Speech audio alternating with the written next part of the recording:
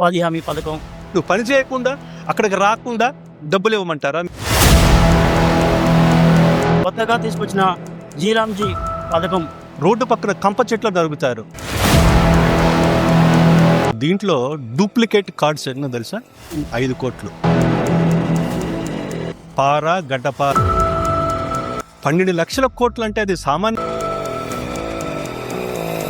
వాళ్ళు కూడా ప్రజలే కదా. అవును. మహాత్మా గాంధీ ఉపాధి హామీ పథకంలో వాళ్ళు ఇంతమంది వచ్చుంటారు. రాకపోయినా వచ్చినట్లు అటెండెన్స్ వేసుకుంటారు. ప్రభుత్వం వేసే బిస్కెట్ల మీద ఆధారపడకూడదు.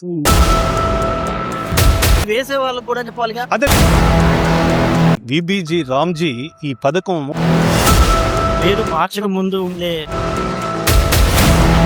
ఏంటి, మార్చినాక వచ్చిన లాభాలేంటి, ఆ గ్రామంలోనే కల్పిస్తారా లేకపోతే? అదే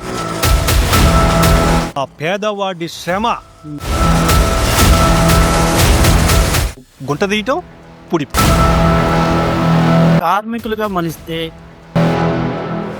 3 వ్యక్తుల్ని సెలెక్ట్ చేసి వారికి స్కిల్ ట్రైనింగ్ ఇస్తారు.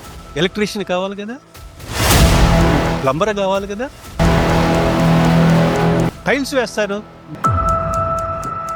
కానీ ఇప్పుడు ఎవడో ముందుకు రావటం లేదు. మ్యానిపులేట్ చేయటానికండి.